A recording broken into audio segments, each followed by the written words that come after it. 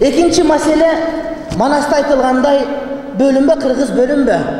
Бөлүнсөң бөөрү жеп кетет. Бөлүнүп кетип калды кыргыз деп бөлөгелге жеп кетет. Азыркы учурда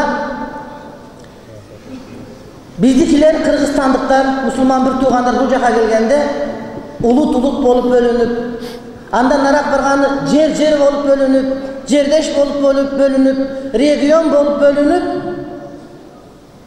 бири-бири менен атаандашып, эки душман адамдай мамиле кылгандар кадимгидей байкалып атат.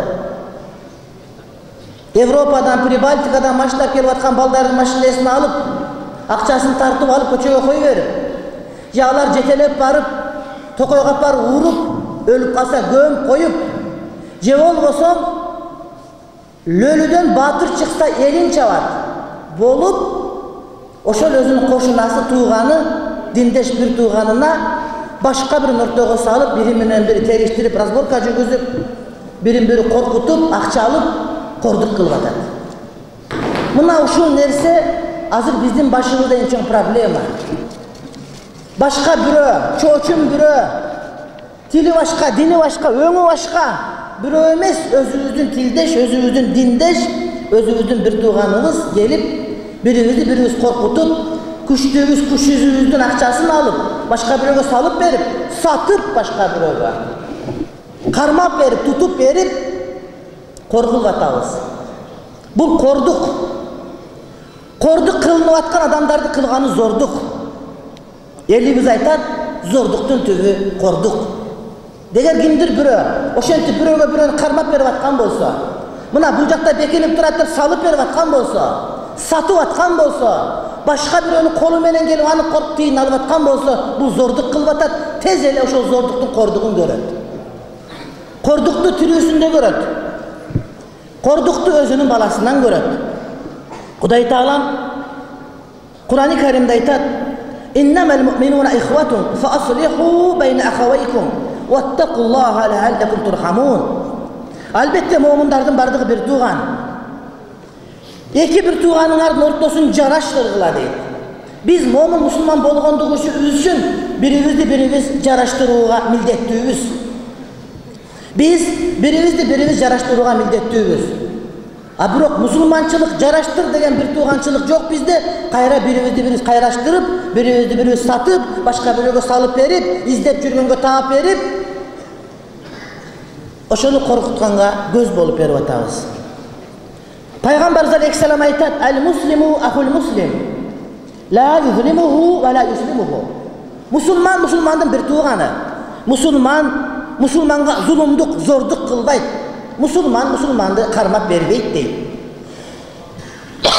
Мусулман мусулманды кармап бербейт. Кармап бербейт дегендин мааниси сатпайт деген сөз. Кармап бербейт дегендин мааниси анын айыбын ачпайт деген сөз. Байкуш ата-энесин багып атса, байкуш эли журтун багып атса, алыс жерде жетимдей болуп, сагырдай болуп жүргөндө башка бир тууганы келип аны сатып берип атса, мына ошол мусулманчылык сыпаттан чыгат деген сөз. Намаз окуп атса, мусулманмын деп атса, бирок бир тууганы сатып аткан болсо, бул өлсө буга жаназа буйрубайт деген сөз. Ал биздин кабырга көмүлбөйт, ага мусулманчылыкта орун жок деген сөз. Мейли намаз окуса деле, мейли ал келим айткан болсо деле, анын мусулманчылыгы эч кандай пайда бербейт деген сөз. Пайгамбарыбыз алейхиссалам айтат: "Валлаху фи аунил абди, ма дама ал-абду фи ауни ахих." Аллах Таала өзүнүн пендесинин жардамында болот. Эгерде пендеси өзүнүн бир тууганын жардамында болсо дейт. Биз канчалык күчтүү болуп, канчалык опугу болуп, канчалык чорнуй болуп, башкаларга кыйын чыгып аткан менен Кудайдын астында кыйын эмеспиз. Бардыгыбыз бактылуу болгонду каалайбыз. Бардыгыбыз Кудайдын колунда калтылдаган бойдон турабыз. Эгерде биз башка бир мусулмандын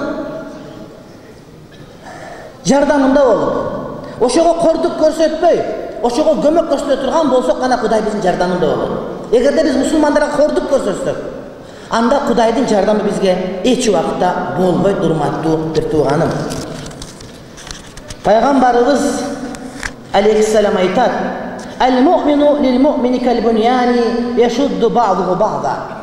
Мусулман мусулманга бир тууган, Үйдün мечиттин курулушу сыяктуу.